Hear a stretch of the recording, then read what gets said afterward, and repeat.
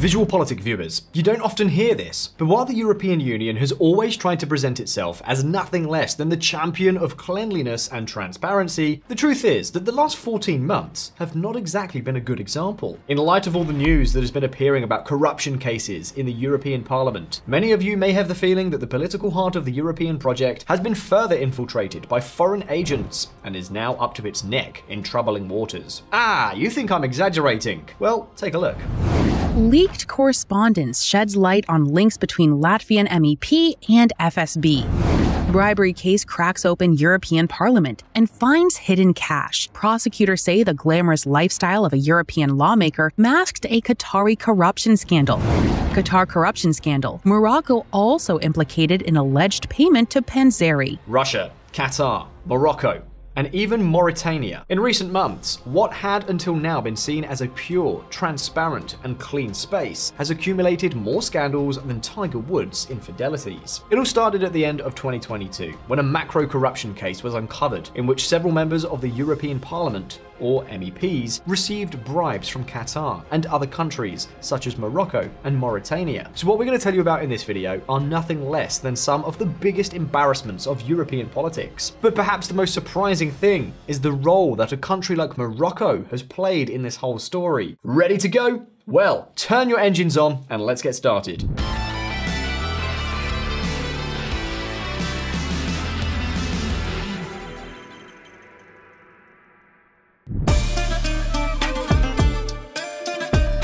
To set the scene, let's start by explaining what exactly Qatargate and Moroccogate, the Moroccan spin-off of the same scandal, are. We are talking about the biggest corruption case in the history of the European Union. A case that before blowing up in December 2022 had been under investigation for a long time, with wiretaps and everything. In the end, it all flared up when Belgian police discovered the father of Eva Kaili, a Greek Social Democrat MEP and Vice President of the European Parliament, leaving a hotel with a suitcase. In that suitcase, he was carrying a whopping, hold on to your chair, 750,000 euros in cash, almost $1 million.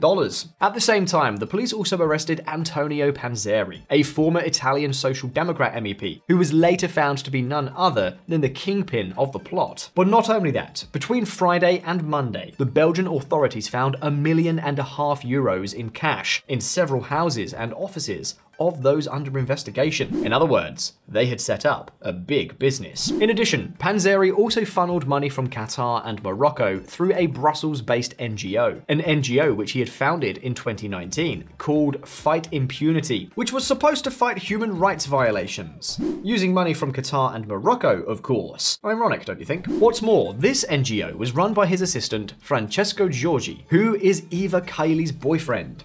In the end, they kept it all in the family. The fact is that the aim of this entire corrupt scheme was for these MEPs to set up lobbies to influence the European Parliament on certain sensitive issues, always following the interests of Qatar, Morocco, and Mauritania. We are talking about an unprecedented scheme in the history of the European Union. A web of deceit, bribery, briefcases full of cash, and illegal lobbying, driven by sitting MEPs, and also former members of the chamber. A corrupt network whose members bought real estate in cash, manipulated dossiers on human rights violations in certain countries, denied recognition to anti-slavery activists, and concealed the actions of foreign espionage services. Many of you may have already heard about this whole Qatargate thing, but it's almost certain that the last time you did was quite some time ago, and likely without much detail, right? You may even think that the case is already completely closed and solved. However, nothing could be further from the truth. Investigations are ongoing, and details continue to be released. The latest just about 2 months ago, when hundreds of documents were leaked from the case, the scope of which is much larger than previously thought. In fact, this is where things are starting to look a little odd. And the fact is that now, a little more than a year after this whole scandal broke, there is not one single defendant in jail. Even worse, the federal prosecutor in charge of the case, Raffaele Malagnini, resigned from his post in October 2023. He suddenly found a better job, and something similar similar also happened with Michael Claes, the first Belgian judge who was in charge of this case. He had to resign after it was discovered that his own son, had a company with the son of another MEP who was also involved in this macro corruption case. What's more, as part of the investigations, there were requests for the arrest and interrogation of a Qatari minister and a Moroccan diplomat, which suddenly disappeared overnight. Some with rather surprising motives. The Belgian judge who until recently presided over the Qatargate corruption probe withdrew an international arrest warrant for a high-ranking Qatari official in exchange for Doha's help securing the release of a Belgian aid worker detained by Iran. Should we barter? Impunity in exchange for mediation doesn't sound like a bad deal. But it doesn't end here. There are also politicians who, despite strong evidence of their involvement, have not even been investigated. For example, the Belgian Social Democrat MEP Maria Arena admitted having accepted trips and stays in Qatar and Morocco with full costs and expenses paid by these countries. And not only that, in her son's house, they found almost 300,000 euros in cash of unknown origin. However, she remains free and uncharged. To make matters worse, Panzeri and Arena headed the European Parliament's subcommittee on human rights. Yes, human rights. And both Kylie and Arena are still MEPs today. And naturally, with all this, many of you may be asking yourselves, but how on earth can all this be happening in the very heart of the European Union? And how can it have gone unnoticed? The fact is that members of the European Parliament receive salaries of more than 10,000 euros per month, precisely so that they won't be tempted to become corrupt. That at least is the justification given. And although the greed of one or two is inevitable, the lukewarm response by the European Parliament, well, what can I say? It makes you wonder, what if there are more foreign infiltrations and pressures in the European Union than we thought? How could a country as poor and irrelevant on the international scene as Morocco create such a huge corruption scheme in Brussels? Well, in this video, we're going to talk mainly about precisely this second case, that of Morocco. What was Rabat looking to gain from the European Parliament? And the most important question, what does the European Union owe Morocco? Well, let's take a look. Moroccogate, the hand of Rabat. The Qatargate scandal has, as we have told you, a Moroccan ramification. This offshoot, referred to as Moroccogate, has not made as many front pages in the European media, but it is even more surprising than Qatar's interference in European politics. But how had Morocco managed to infiltrate European politics? Well, you see, this story has two main players, the former MEP Antonio Panzeri, and the one who is still Morocco's ambassador to Poland, Abderrahim Atmoun, who served as Rabat's contact with corrupt European politicians. Although both Qatar and Morocco strongly denied their involvement in any plot to corrupt European politics, Belgian investigators have ample evidence to refute this defense. In particular, Belgium believes that Atmoun played a key role in channeling the money with which corrupt MEPs were paid. Even Panzeri's wife and daughter benefited from the Moroccan funds through a credit card. Atmoun and Panzeri co-chair the EU-Morocco Joint Parliamentary Committee, which is the main contact point between the European Parliament and Morocco, basically under the leadership of Panzeri and Atmoun. That commission would work not to defend Europe's interests in regards to Morocco, but the other way around. Indeed, in Moroccan documents leaked by a hacker between 2014 and 2015, Rabat called Panzeri a great ally and close friend, going so far as to say that he was able to counter the growing activism of its opponents in the European Parliament. But what exactly did Morocco need from the European Union? And what could the corrupt MEPs offer Rabat? Well, we're going to tell you about it right now. Stay tuned. Corruption, pressure, blackmail. The relationship between Morocco and the European Union, especially with southern countries such as Spain, Italy, and Portugal, could be defined as one of mutual interest. On the other hand, the European Union needs Morocco to contain one of the biggest problems Europe has been facing for years: illegal immigration. A problem that has put Spain, Italy, and Greece in check several times, and that, particularly in the case of Spain, Morocco frequently uses as blackmail. For instance, with things like this. Spain and Morocco in diplomatic crisis after 8,000 migrants enter Spanish territory. On that occasion, it was even seen how the Moroccan security forces did absolutely nothing to prevent thousands of people from storming the border with Spain at Ceuta. And this is just one example of Morocco's power to destabilize and blackmail European countries. But immigration is not the only method they use. In particular, in the Moroccogate case, and according to Belgian investigators, the question of fishing rights and Western Sahara were expressly mentioned in documents. Now, what exactly are fishing rights? Well, you see, the European Union has exclusive jurisdiction in the field of common commercial policy, and this also includes the signing of fishing agreements so that European vessels can fish in foreign fishing grounds. And naturally, the issue. A favourable deal on fishing rights with Morocco entailed certain trade-offs. Specifically, according to the Belgian Secret Services, the MEPs involved agreed to deflect criticism of Morocco on human rights and the status of Western Sahara, which Morocco is determined to change once and for all. In 2016, the Moroccan king, Mohammed VI, declared that the Western Sahara issue would henceforth be the Alawites Kingdom's top foreign policy priority. This speech was accompanied by a radical change in Rabat's diplomatic approach. According to Moroccan journalist Abu Bakr Jamai, now in exile, Moroccan diplomats have since acted with unprecedented arrogance and manners, and have begun to be allowed to do things that were previously forbidden. Most likely, he was referring precisely to such things as corruption by figures like Atmoun to members of the European Parliament.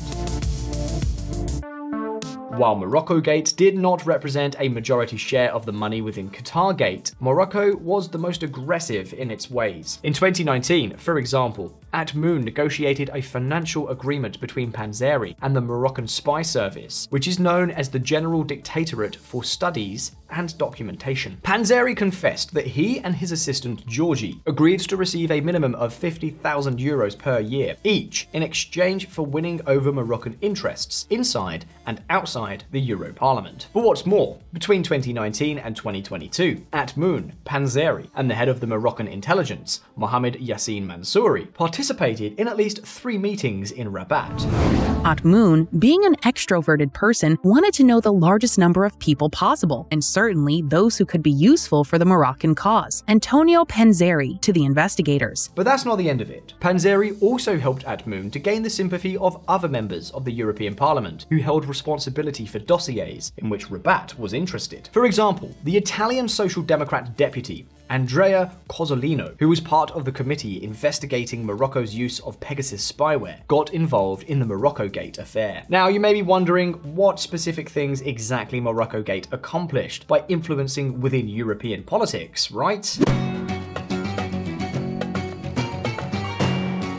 Well, apart from what we've already told you, Rabat obtained votes against awarding the European Parliament's Sakharov Human Rights Prize to 2 activists who were opponents of Morocco and Mauritania. They also managed to pass a resolution against Algeria and ensure that mentions of Morocco disappeared from a Euro Parliament report on human rights violations. Surprised?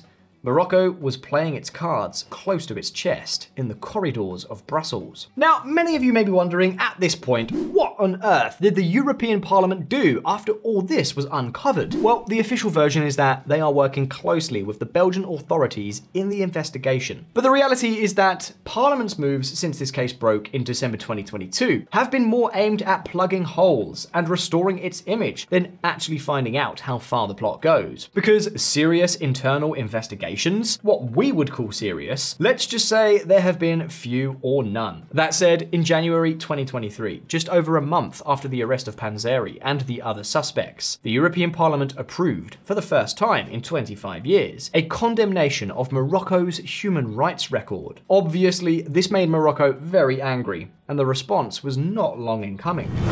The end of the fishing agreement encourages contacts between Morocco and the EU, but Polisario warns it is sustaining piracy. This Monday, the EU-Morocco fishing protocol expired, pending the ruling of European justice on an agreement declared illegal for the exploitation of the marine resources of Western Sahara without the consent of the Polisario. The current diplomatic dispute is making stability that was more or less guaranteed before now hang in the balance in some matters.